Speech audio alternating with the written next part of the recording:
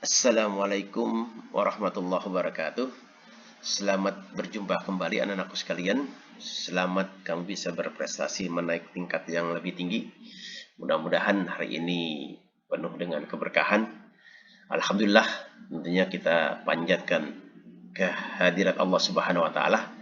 Kita masih diberikan kesehatan sehingga bisa berjumpa lagi. Selawat teriring salam tentunya tak lupa selalu kita sanjungan kepada junjungan Nabi kita Nabi besar Muhammad SAW supaya pembelajaran kita penuh dengan keberkahan. Baik anak-anakku sekalian, kita hari ini akan membahas tentang konsep limit fungsi aljabar. Ya, tentunya di benak hati kamu terpikir, buat apa sih kita belajar tentang limit? Nah, tentu kamu bertanya kan, kalau tidak ada fungsinya, buat apa kita belajar? Nah, ini fungsinya banyak sekali nanti setelah kamu bekerja di tempat masing-masing sektor gitu ya. Nah, penerapan limit itu sebetulnya banyak sekali. Ya, di sini Bapak sajikan hanya beberapa aja. Misalkan pada waktu uji kendaraan bermotor, bisa untuk memprediksi dalam ekonomi, dalam kedokteran dan sebagainya, banyak sekali. Ya, sehingga limit ini wajib ya kamu memahaminya konsepnya.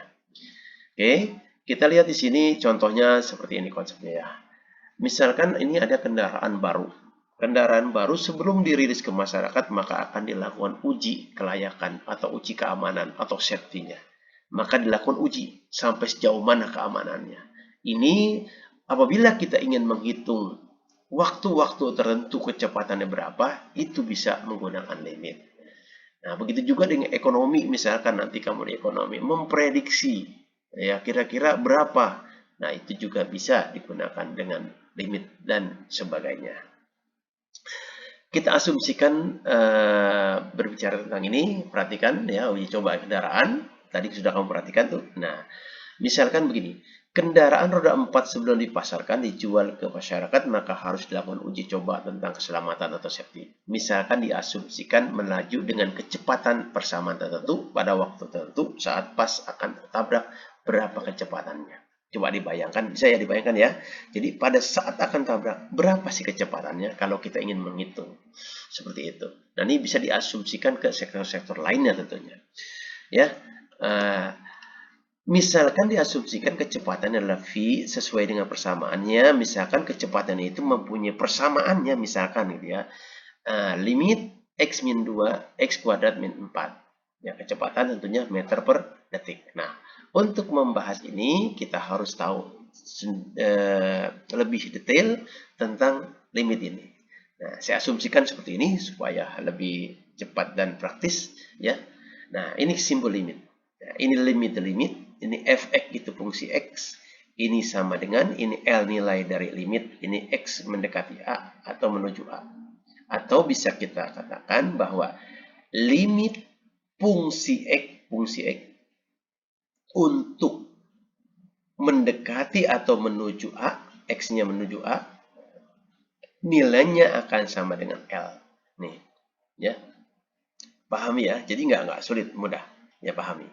Oke, kalau sudah paham ini, kita tadi bahas tadi yang tentang percobaan tadi.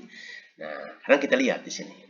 Ya, tadi persamaan uji kendaraan, misalkan diasumsikan kecepatannya memenuhi persamaan ini. Limit X min 2, X kuadrat min 4, X mendekati 2.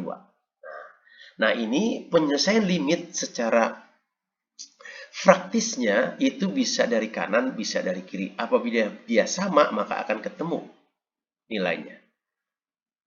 Ambil contoh misalkan dari kanan. Ini saya anggap kanan ya, ini saya anggap kiri. Misalkan dari kanan, kalau T-nya atau misalkan di sini X-nya ya sebetulnya ini ya, 1,5 ini ya.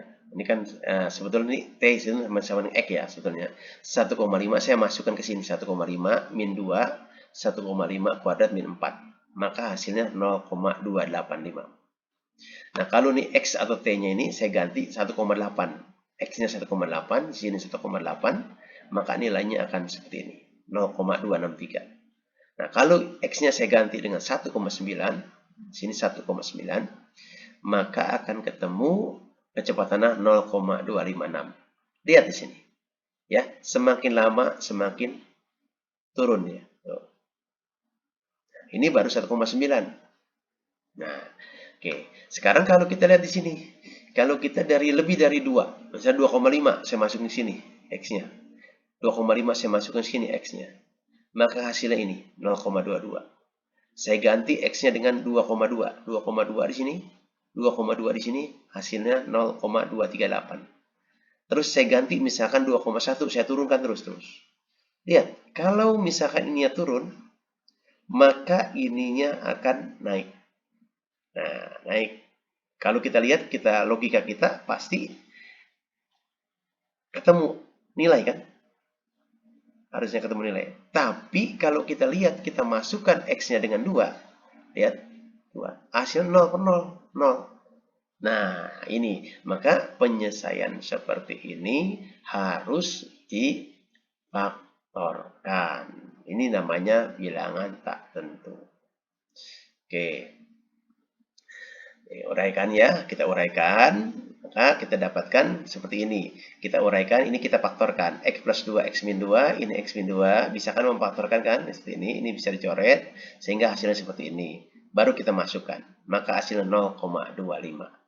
Coba kita lihat di tadi, 0,25. Oke kan? Nah, seperti itulah fungsi limit. Oke, kira-kira bisa dipahami nih. Ya, jadi kita lihat dari kiri, kita lihat di kanan. Seperti itu. Ya, oke. Ini karena pertama, nanti kalau sudah lancar bisa langsung.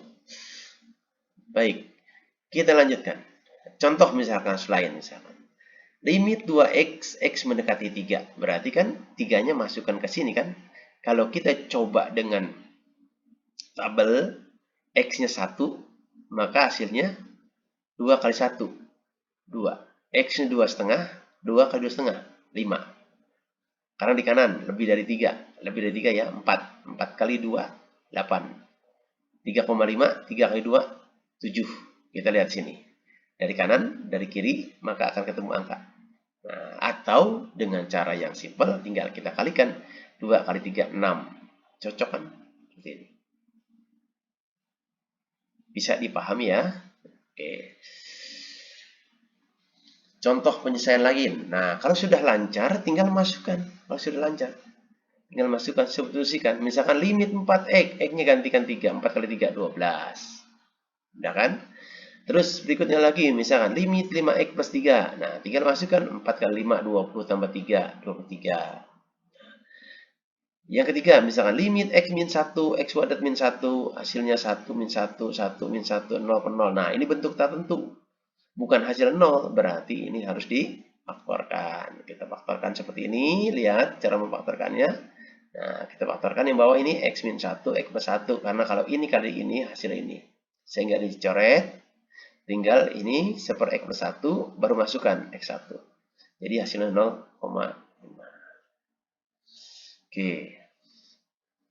Nah, kesimpulan. Jadi kesimpulannya, jika limit fungsi dari arah kiri dan kanan di suatu titik sama, maka fungsi tersebut memiliki limit. Yang tadi saya bilang, dari kanan, dari kiri, logiknya mendapatkan angka tertentu. Nah, itu berarti maka fungsi itu mempunyai limit pada titik yang dimaksud. Dan sebaliknya, jika limit fungsi dari arah kiri dan kanan di suatu titik tidak sama, maka fungsi tersebut tidak memiliki limit pada titik yang dimaksud. Itu kesimpulannya. Ya, nanti coba kita berlatih, ya, nanti kita bertahap. Yang penting kamu pemahamannya tentang limit, tahu fungsinya, untuk apa kita belajar, tahu penyelesaiannya. Nanti kita akan ketemu lagi dengan yang materi yang sama, kita akan kembangkan. Oke, sampai ketemu. Mudah-mudahan kita mendapatkan keberkahan, ya. Saya akhiri. Assalamualaikum warahmatullahi wabarakatuh.